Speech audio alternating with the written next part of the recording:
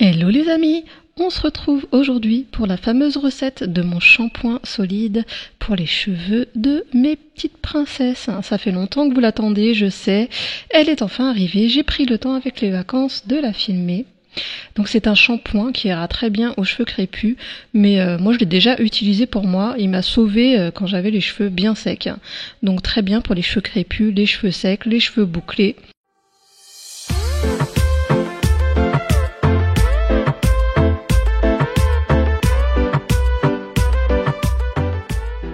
Et voici les ingrédients dont vous aurez besoin pour ce shampoing solide. Alors tout d'abord, il vous faudra de l'huile de coco, donc 4,6 g. C'est assez précis, donc je prends une petite balance de précision. 24 g de SCI, 20 g de pâte à mousse que vous trouverez sur Aromazone. Donc tous les ingrédients seront en barre d'infos. 4 g d'eau et 1,3 g d'alcool cétéarylique.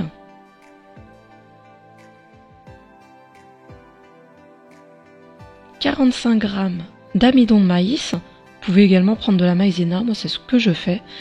2,8 g de fragrance, là j'ai choisi la fragrance Mouréa de chez Aromazone qui sent très bon, ça sent les vacances, ça sent les îles, elle est magnifique. Mais vous pouvez également ne pas mettre de fragrance, c'est comme vous le souhaitez. Alors tout d'abord je mets de l'eau bouillante dans ma casserole que j'ai fait préchauffer avec la bouilloire, ça va beaucoup plus vite. Ensuite je mets un récipient donc dans ma casserole pour pouvoir mettre mes ingrédients à fondre. Je commence par l'eau et l'alcool cétéarylique.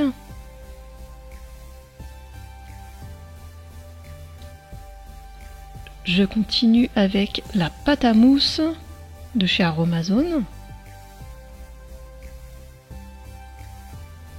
Maintenant l'huile de coco.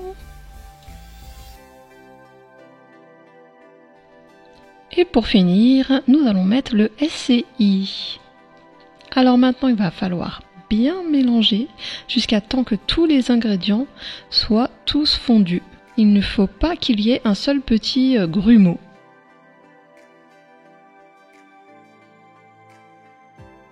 Donc voilà, ça va donner cette consistance une fois que vous aurez bien mélangé. Maintenant, vous rajoutez la maïzena. Donc il ne faut pas s'inquiéter, ça va paraître assez compact. Je vois beaucoup de commentaires sur les recettes Aromazone où les personnes laissent tomber, mais non, il faut insister. Hein. Donc là, je mets la fragrance. Après, si vous ne voulez pas en mettre, vous n'êtes pas obligé. Et vous mélangez. Vous mélangez très très bien au début, donc avec un petit bâton, une spatule. Moi, je prends ça. Je pense que c'est plus pratique. C'est une petite baguette là que vous savez, les pics en bois. Donc je commence comme ça. Voilà, je mélange bien. Je préfère vous mettre cette étape pas en accéléré, mais à vitesse normale, pour que vous vous rendiez compte qu'il faut pas lâcher l'affaire, parce que ça vaut le coup d'avoir un beau petit savon. Et puis niveau ingrédients, on se ruine pas.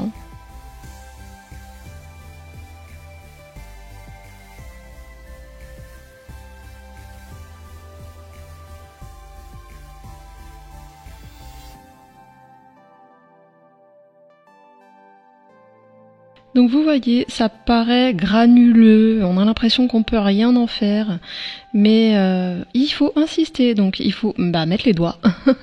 Alors là, vous allez pétrir comme un gâteau en fait. Vous pétrissez bien, jusqu'à temps que vous sentez que ça forme, quelque chose qui va pouvoir rester compact. C'est possible qu'il reste des petits bouts à la fin dans le bol, mais on s'en fout, c'est pas grave, c'est pas une grosse perte. Voilà, donc je prends dans mes mains comme de la pâte à modeler. Vous voyez, il reste des bouts, mais bon, c'est pas grave. Moi, j'essaye de les remettre et puis de repétrir par la suite. Voilà, avec un peu de patience, on y arrive. Donc c'est comme de la pâte à modeler. Et puis maintenant, on va mouler dans le petit moule. Moi, je prends un petit moule cœur exprès pour savon que j'avais eu sur une boutique, je ne sais plus laquelle d'ailleurs. Je crois que c'était sur une boutique pour les fragrances en dehors d'Aromazone. Bon, j'essaye de bien faire le petit cœur, histoire de voir que c'est un cœur. Donc j'appuie bien, je malaxe bien et je refais la forme du cœur pour que mon moule s'adapte bien. Et voilà, un joli petit cœur. Et bien oui, on en a plein les mains après, donc il faut se laver les mains, mais pas d'inquiétude, puisque ça fait comme un savon en fait, ça va mousser, ça va vite partir, et puis voilà, on se sera lavé les mains comme ça. Donc je le trouve plutôt pas mal, il est super mignon, j'adore faire des shampoings solides comme ça pour mes filles, c'est super satisfaisant. Et voilà, des mains toutes propres, toutes bien lavées, et toutes douces. Maintenant, on va venir le placer au congélateur pendant à peu près 15 minutes. Moi, ce jour-là, je l'avais oublié. Je crois que je l'avais laissé 30 minutes, mais bon, pas d'inquiétude.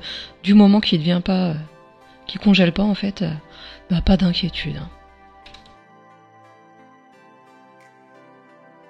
Et voilà, maintenant, après avoir passé une petite demi-heure au congélateur, eh bien, il peut être démoulé facilement. Donc voilà, vous appuyez dessus et hop. Un joli petit shampoing. N'est-il pas beau? Donc maintenant, il va falloir le laisser sécher pendant 48 heures. Donc pas le droit d'y toucher pendant 48 heures. Moi j'aime bien le laisser, au moins 3-4 jours, hein, pour être sûr qu'il soit bien sec et que quand vous allez prendre la douche et le passer sous l'eau, il fonde pas en 2 secondes et qu'il s'effrite pas de tous les côtés en fait. Il faut qu'il dure dans le temps. Donc ce shampoing, il me fait à peu près 2 mois. En lavant les cheveux de mes 2 pépettes une fois par semaine. Donc j'arrive à le faire tenir à peu près 2 mois. Donc c'est, comme vous pouvez le voir, assez économique quand même. Et puis ça demande pas beaucoup d'ingrédients, trouvables donc sur Aromazone comme je vous ai dit en barre d'infos, mais tout ce qui est huile de coco, moi je prends chez Action, hein, elle est bio et désodorisée. Elle coûte vachement cher sur Aromazone. J'aime bien prendre celle d'Aromazone, mais pour leur coiffer les cheveux et que ça sente bon la coco. Alors n'hésitez pas à me dire si vous avez testé la recette en commentaire, et puis à mettre un j'aime si vous avez aimé cette vidéo, bien sûr, à vous abonner si c'est toujours pas fait. C'est gratuit pour vous et ça nous encourage. Allez, bisous bisous!